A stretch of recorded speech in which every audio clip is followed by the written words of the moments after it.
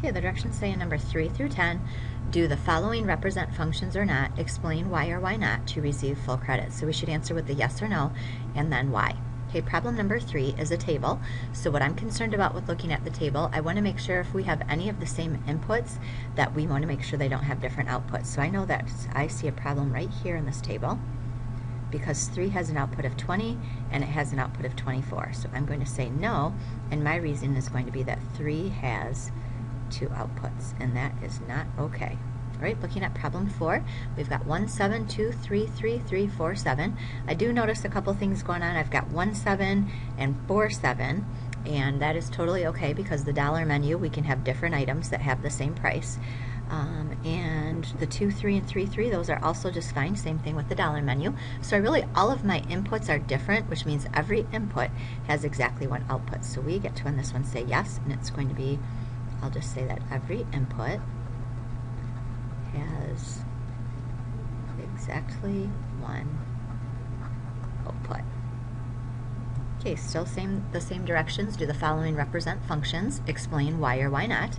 Right, these ones we've discussed. If it's an equation, we can automatically put yes. We just need to decide why. And I'm going to go to the family approach on these ones. This definitely is a linear family, so I'm going to say yes.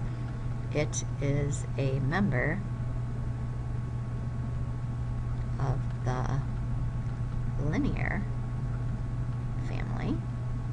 And then number 6, we have, it's a yes, and I notice we have absolute value bars, so this is going to be a member of the absolute value function family. So it is a member of the absolute value family. Okay, still same directions. Do the following represent functions or not? Explain why or why not to receive full credit. These ones, since they are graphs, I'm going to be using the vertical line test, and so that I can abbreviate, I will be putting VLT equals vertical line test. So if you got 1 point off on your paper because you put VLT and never explained it, this is what you should write on your paper, and then you'll get that point back. All right, so now what we want to do, if I do the vertical line test on this one, please remember that a vertical line is not allowed to pass through that graph more than one time. This passes through once, once, once, once. So this is going to be yes. It definitely passes the vertical line test. Right, number 2, I really only need to draw one line, because as soon as I draw that one line, that line passes through more than one time, and that's a big no-no. So this will be no. It does not pass the vertical line test. Okay, number 9, we have a couple of ways to do this one. I'll do it 2 different ways. We could go ahead and make vertical lines, and I can only make 4 vertical lines because there's only 4 places the graph are, and each of those lines really only passes through the graph once, so this is going to again be a yes.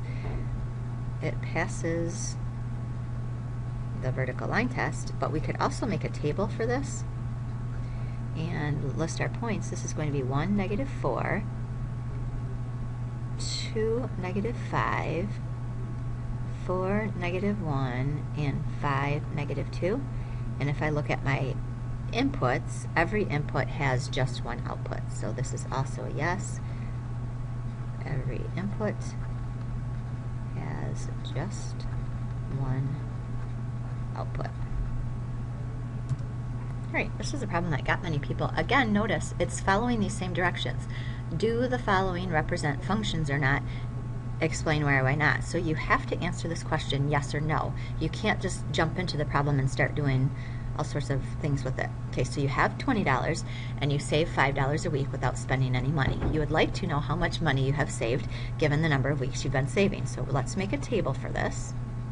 Okay, and it looks like we're saving a certain number of weeks, and how much money do we have? So week 0, we'd have $20. After 1 week, we're going to have $25.